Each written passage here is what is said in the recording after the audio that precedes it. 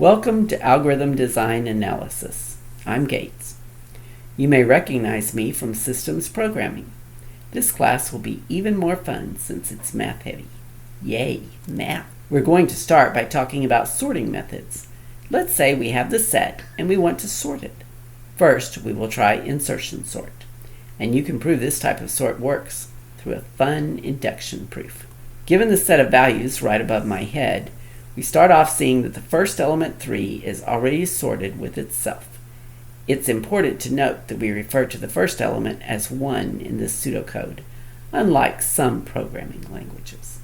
So we will set j, the number that is currently inserting itself, into the already sorted part of the beginning to 2.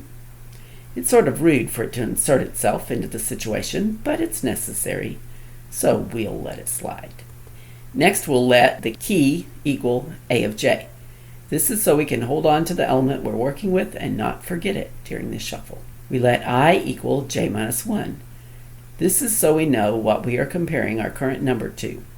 Now we compare the number we're looking at, aj, to the number before it. Both conditions are met, so we go inside this loop, and we copy the first element, a of I, into the second element, a of I plus 1. We subtract 1 from I and try checking the loop again. This time, the I bigger than 0 condition is not met, so we exit the loop. We take the key, which we kept for this purpose, and copy it into the first element. Then we check back to the beginning of the outer loop and go again. We set I to be j minus 1 again, but this time it won't enter the second loop, and we just keep on going.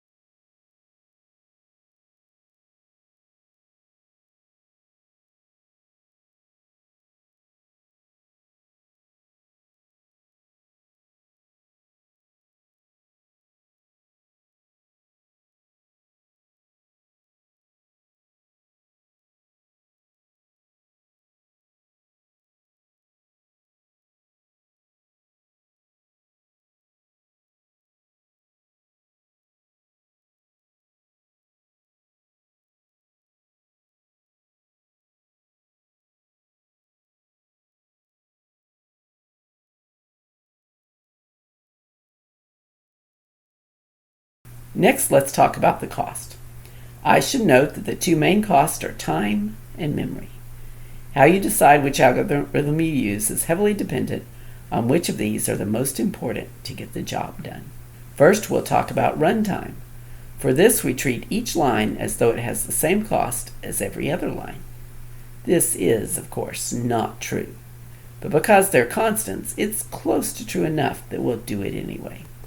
The first line will execute n times. It's a minus 1 for starting as the second element and a plus 1 for the last time it checks but doesn't run through the loop. The second and fourth lines are essentially the same, except that the last time for the for condition is met and it doesn't enter the loop again. Now, this is a weird one, and the answer is the same answer as every law question.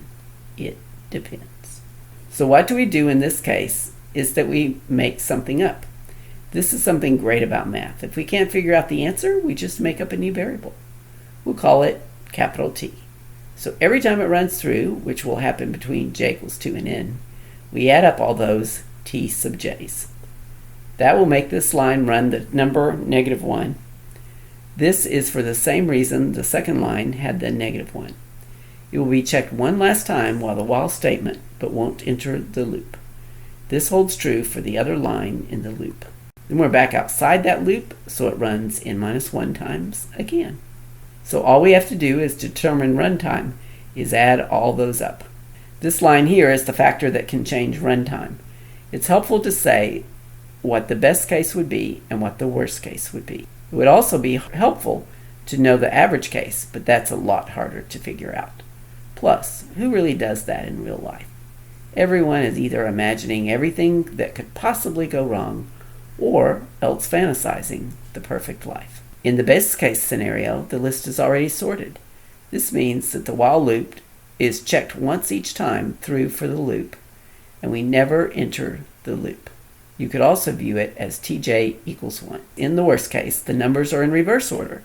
In this case, t equals j because it will run every possible time. The sum of j equals n times n plus 1 over 2 minus 1. But the minus 1 isn't important, so we can leave that off. And the sum, as j goes from 2 to n of j minus 1, is n times n minus 1 over 2.